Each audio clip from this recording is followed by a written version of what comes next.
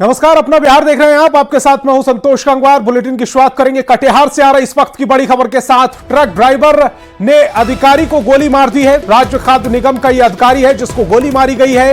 AGM ज्योति शंकर गंभीर रूप से घायल है। पूर्णिया के निजी नर्सिंग होम में इलाज चल रहा है। नगर थाना इलाके के 3 गाछिया का यह पूरा मामला है। ट्रक ड्राइवर शंकर पर गोली मारने का आरोप लगा है। खराब चावल को रिजेक्ट करने पर गोली मारने का यह आरोप लगा है। मामले की जांच में पुलिस जुट गई है। तो बड़ी खबर आपको बता रहे हैं, ज्योति शंकर गंभीर रूप से घायल हो गए हैं जिन्हें गोली मारी गई है। पूर्णिया निजी नर्सिंग होम में उनका इलाज चल रहा है और ट्रक ड्राइवर पर गोली मारने का आरोप लगा है। नगर थाना के 3 गछिया का यह पूरा मामला है। मामले की जांच में पुलिस जुट गई है। तस्वीरें भी हम आपको दिखा रहे हैं जहां पर खाद्य अधिकारी को अस्पताल में भर्ती कराया गया है। ड्राइवर ने उन पर गोली चलाई है। चावल रिजेक्ट कर दिया था। खराब क्वालिटी का चावल था जिसे रिजेक्ट कर दिया गया था। उससे नाराज ड्राइवर ने यह गोली कांड को अंजाम दिया है। राज्य खाद्य निगम के अधिकारी थे जिन पर यह गोली कांड हुआ है। ट्रक ड्राइवर शंकर पर यह आरोप लग रहे हैं। ट्रक ड्राइवर का नाम शंकर बताया जा रहा है। खराब चावल को रिजेक्ट करने के बाद इस गोलीकांड को अंजाम दिया गया। शिवा नाम का ड्राइवर को मारा गला चौक के पास। अब मैं नहीं कुछ बोल पाऊंगा, बहुत दर्द कर रहा है, मर जाएंगे हम। अरे गाड़ी उसका चावल रिजेक्ट होता है, चावल खराब देने पे तो उसको मार दिया गोली हमको। कहाँ पे हुआ घटना? गला चौक के पास।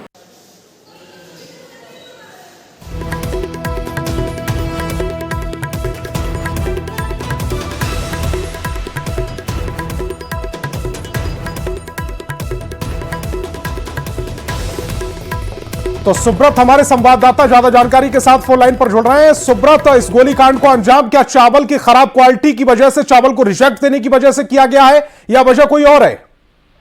देखिए, फिलहाल प्रारंभिक जो बातें सामने आई है वो उसमें जो पीड़ित एजीएम ज्योति शंकर जी है वो यही बता रहे हैं कि वो जो चावल है वो खराब क्वालिटी का चावल था जिस कारण वो रिजेक्ट कर दिया गया था और इसी को लेकर आवेश में आकर ये उन्हें गोली मारी गई है। हालांकि जो आधिकारिक सूत्र बताते हैं कि इसके पीछे और कई विषय है और कई दिनों से यहाँ एक बड़ा रैकेट चल रहा था। हो सकता है इसी रैकेट के कारण ये हत्या की कोशिश किया गया है। और फिलहाल पूरा मामला जांच के दायरे में और जांच के बाद ही पूरा मामला साफ हो पाएगा। खाद्य निगम के जिस अधिकारी को गोली मारी गई है उनकी तबीयत कैसी है फिलहाल, और पुलिस का इस पूरे मामले पर क्या कुछ कहना है? क्या जो गोली कांड को अंजाम देने वाला ट्रक ड्राइवर है उसको गिरफ्तार कर लिया गया है? देखिए, आरोपी की गिरफ्तारी को लेकर अभी तक छापेमारी हो रही है। गिरफ्तारी की अभी तक कोई खबर नहीं है। और जहां तक अधिकारी की बात है, पूर्णिया के एक निजी नर्सिंग होम में उनका अभी ऑपरेशन चल रहा है और फिलहाल ऑपरेशन के बाद ही उनकी स्थिति क्या है, कैसे है, ये साफ हो पाएगा।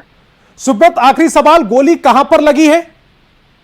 देखिए, जहाँ तक मेडिकल सोर्सेस की बात है, बताया यह जा रहा है कमर के पास के हिस्से में गोली लगी है, जो स्पाइनल कॉर्ड के पास की होती है। इसीलिए ये गंभीर स्थिति है और ऑपरेशन के बाद ही क्या स्थिति है अधिकारी के, ये साफ हो पाएगा।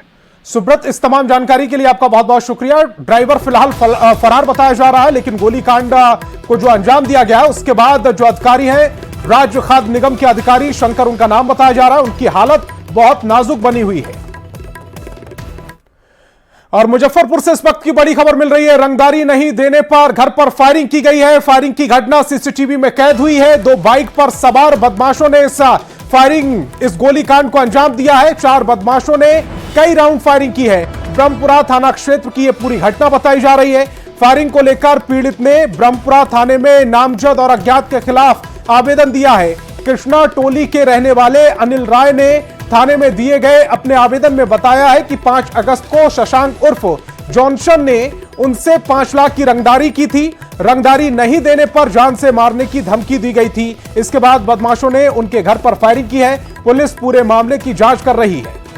तो तस्वीरें इस समय आपकी टेलीविजन स्क्रीन पर है। रंगदारी किस तरह से मांगी गई, उसके बाद फायरिंग करते हुए सीसीटीवी पूरा नजर आ रहा है, जिसमें कुछ बदमाश बाइक से आए हैं और अब सीसीटीवी में कैद हुए हैं गोलीकांड को अंजाम देते हुए।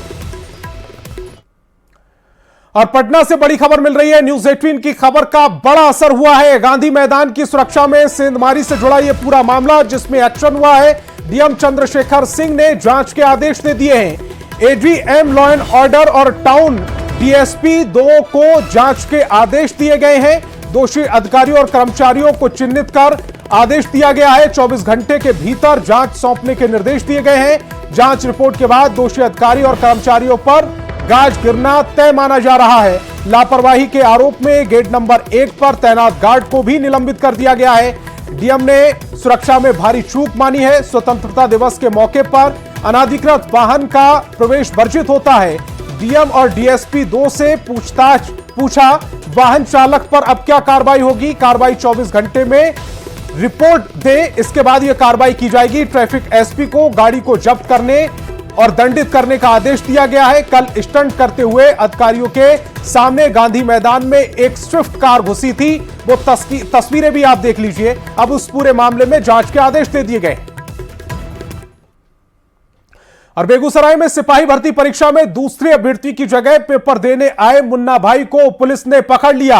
युवक दूसरे अभ्यर्थी का एडमिट कार्ड लेकर परीक्षा देने पहुंचा था, लेकिन फोटो मैच नहीं होने पर पुलिस ने युवक को गिरफ्तार कर लिया। पूछताछ करने पर गिरफ्तार युवक ने बताया अभ्यर्थी से 50,000 में पेपर देने को लेकर डील हुई, जिसमें से 10,000 एडवांस दिए गए थे। फिलहाल पुलिस ने दोनों युवकों को गिरफ्तार कर लिया है, जिन पर कार्रवाई की जा रही है। और बिहार के शिक्षकों ने एक बार फिर से शिक्षा विभाग के एसीएसएस सिद्धार्थ से पत्र लिखकर गुहार लगाई है। शिक्षक नेताओं ने ऐच्छिक का स्थानांतरण और स्कूल की टाइमिंग 10 बजे से 4 बजे तक करने की मांग की है।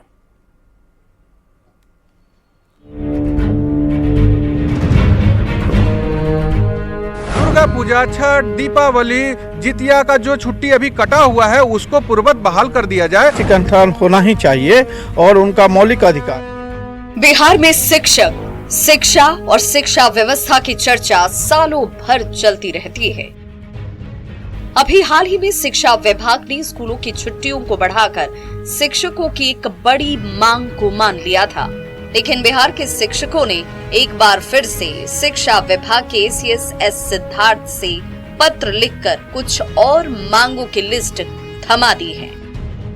कहा है कि अब बिहार के 6 लाख शिक्षक को राइट टू एजुकेशन के नियम 3 के उपनियम 3 के तहत और नियम 23 के उपनियम 3 के तहत जो स्केल है, ग्रेड पे है, वो आप 4200 वाला दे दीजिए। ऐच्छिक का स्थानांतरण दे दीजिए। जबरन किसी भी शिक्षक का जो सक्षमता पास किए हैं उनका आप विद्यालय से उनको मत हटाइए। जो प्रोन्नति का लाभ है वो हमको दे दीजिए। शिक्षक नेताओं ने ऐच्छिक स्थानांतरण और स्कूल की टाइमिंग 10 बजे से शाम 4 बजे तक करने की मांग को एक बार फिर से दोहरा दिया है। इसके अलावा शिक्षकों ने शनिवार हाफ डे, दुर्गा पूजा, दीपावली और छठ में पहले की तरह छुट्टी देने की मांग की है। साथ ही टीआरई के तहत 4200 रुपए वाला ग्रेड पे ग्रेड छुट्टी और पीएफ देने की मांग भी की गई। माननीय मुख्यमंत्री का जो पहल है, शिक्षा मंत्री का, नए हमारे एसीएस साहब सिद्धार्थ साहब का जो पहल है, वो एक जमीनी स्तर का पहल है। शिक्षकों के हित में सोच रहे हैं और जो हम लोग की चिर परिचित मांग रही है, लंबी सी मांग है, पूरी हो जाएगी तो हम लोग सरकार के साथ खड़े हैं हर फैसला मानने के लिए। शिक्षकों की मांग है और उन्हें उम्मीद भी है कि 15 अगस्त से पहले सरकार हर हाल में उनकी मांगों को पूरा कर देगी। लेकिन सवाल है कि क्या जिस ढंग से सरकार शिक्षकों की हर मांग मानती जा रही है, क्या शिक्षक भी बच्चों की पढ़ाई पर उतनी तत्परता दिखा रहे हैं? न्यूज 18 के लिए पटना से रजनीश कुमार की रिपोर्ट। एक तरफ शिक्षकों की मांग सरकार मानती जा रही, दूसरी ओर औरंगाबाद से सोशल मीडिया पर एक वीडियो तेजी से वायरल हो रहा है, जिसमें दिन के उजाले में 2 शिक्षक कुर्सी पर टांग रखकर सोते हुए नजर आ रहे हैं। वायरल वीडियो रफीगंज प्रखंड के मिश्र बीघा गांव में स्थित राजकीय मध्य विद्यालय का है, जहां शिक्षक बच्चों को स्कूल में पढ़ाने की जगह बेसुध होकर सोते हुए नजर आ रहे हैं, जिसमें एक स्कूल का प्रिंसिपल सत्येंद्र यादव है और दूसरा शिक्षक वीरेंद्र यादव है। यह वीडियो शनिवार की दोपहर का बताया जा रहा है, लेकिन न्यूज 18 इस वायरल वीडियो की पुष्टि नहीं करता है। सीएम नीतीश कुमार ने अधिकारियों के साथ पटना में बारिश के बाद जल जमाव का जायजा लिया। सीएम ने जल निकासी की व्यवस्था सुनिश्चित करने के निर्देश दिए। सीएम ने पहाड़ी स्थित ड्रोनेज पंपिंग स्टेशन का जायजा लिया। उसके बाद पटना सिटी की अस्थायी ड्रोनेज पंपिंग स्टेशन का जायजा लिया और जल निकासी की व्यवस्था की जानकारी ली। सीएम ने अधिकारियों को आवश्यक निर्देश भी दिए हैं। इस दौरान सीएम के प्रधान सचिव दीपक कुमार, नगर विकास विभाग के प्रधान सचिव आनंद किशोर और पटना प्रमंडल के आयुक्त कुमार रवि मौजूद रहे।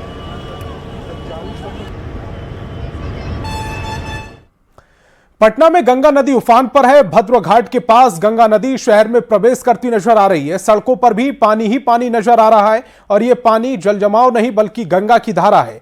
तस्वीरें बयां कर रही हैं कि गंगा का जलस्तर कितनी तेजी से बढ़ रहा है। जायजा लिया न्यूज 18 संवाददाता विनीता मिश्रा ने।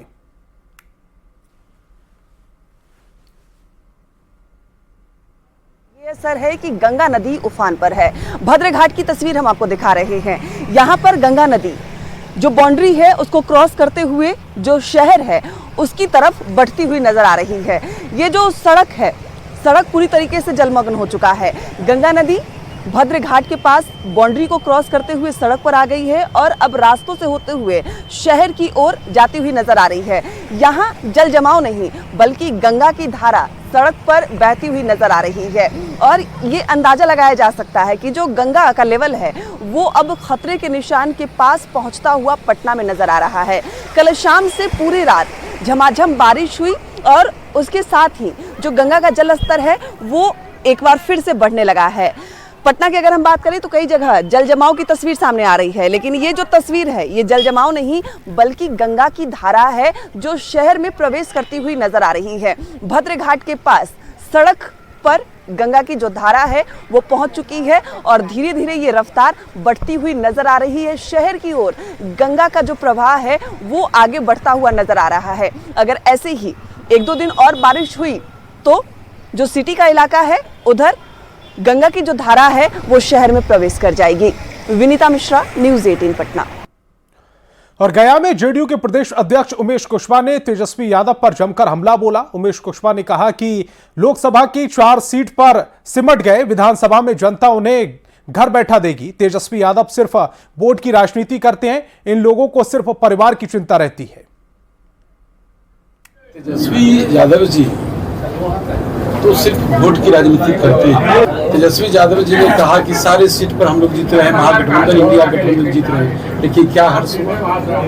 महज 4 सीट पर सिमट कर रह गए। जनता जानती है, जनता समझती है। जिस तरह उनको सबक सिखाने का जनता ने विधान लोकसभा चुनाव में किया है, वही आने वाला दिन जो 2025 का जो विधानसभा चुनाव है उसमें अस्थायी रूप से जनता उनको घर बिठा देगी।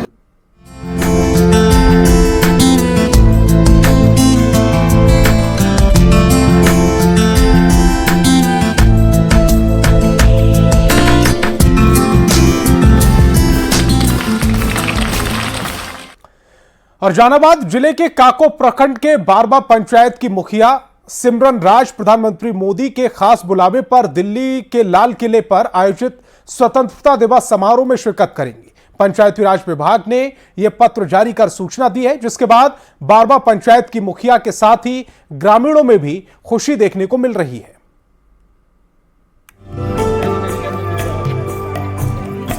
15 अगस्त 2024 का दिन जहानाबाद जिले के बारबा पंचायत के लिए खास होने वाला है।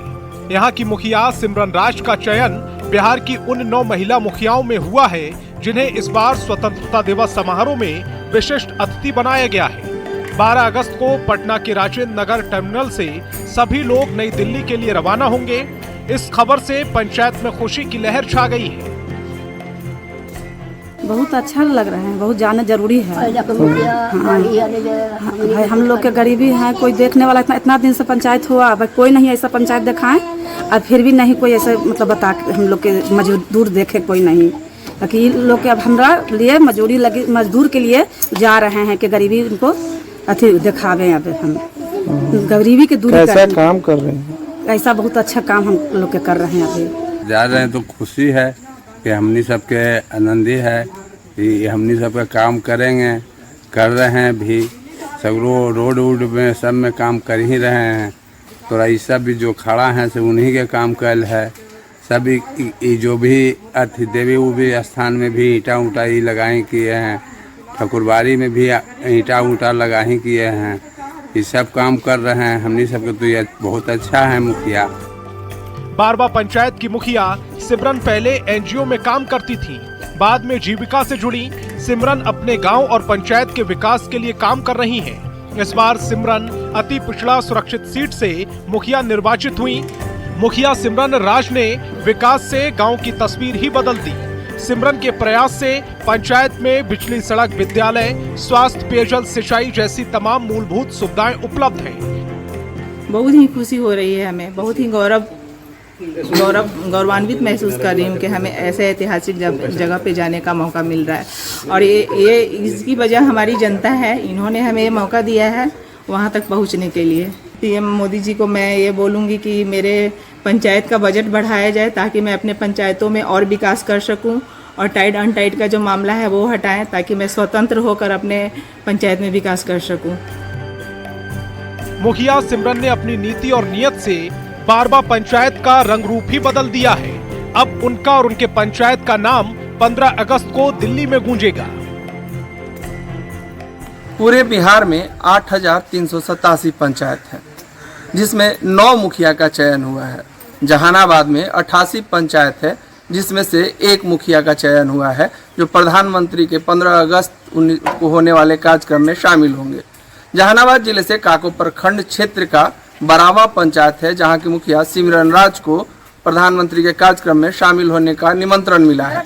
जाहिर है मुखिया के परिवार के साथ साथ पूरा पंचायत खुश है।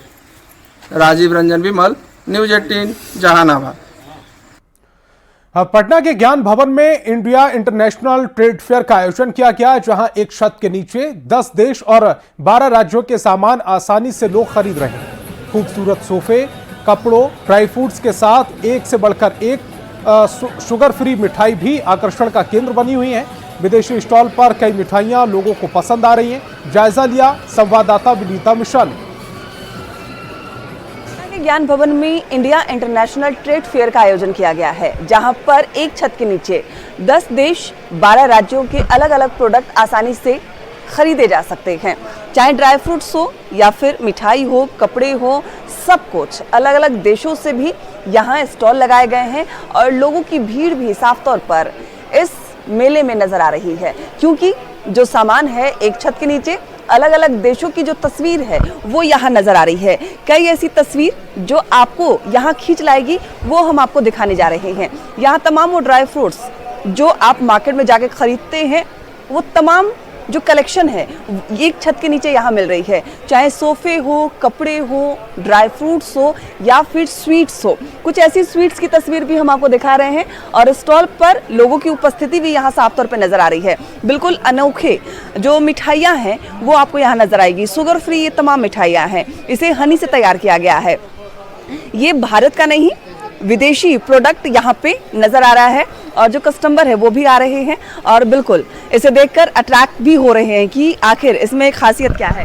भैया कहाँ से आए? तुर्की से मैम।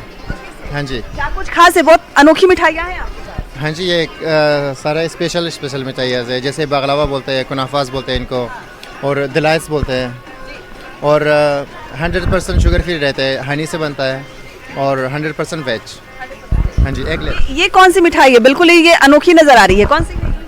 इसको कुनाफा नेस्ट बोलते हैं। अगर आप देख सकते हो एक स्मॉल नेस्ट की तरह इसे बना हुआ है। और बिल्कुल खूबसूरत मिठाइयों का जो कलेक्शन है वो ज्ञान भवन में नजर आ रहा है। अलग अलग छोटे छोटे डब्बे में सारी मिठाइयों का कलेक्शन रखा गया है। यानी आप सभी मिठाइयों का टेस्ट लेना चाहते हैं तो एक डब्बा आप खरीद कर अपने घर ले जा सकते हैं। और जितने भी इनके स्टॉल पर जो स्वीट्स आइटम मौजूद हैं वो आप एक डब्बे में सभी स्वीट्स आइटम का टेस्ट ले सकते हैं। कुल मिला के शानदार जो ट्रेड फेयर लगा है पटना के ज्ञान भवन में वो नजर आ रहा है। लोग आ रहे हैं और एक छत के नीचे 10 देशों की जो संस्कृति है, सभ्यता है, उसकी स्वाद है, उसका जायका उठा रहे हैं। विनीता मिश्रा, न्यूज़ 18 पटना। और यहाँ एक छोटे से ब्रेक के लिए रुकेंगे। ब्रेक के बाद भी खबरें जारी रहेंगी।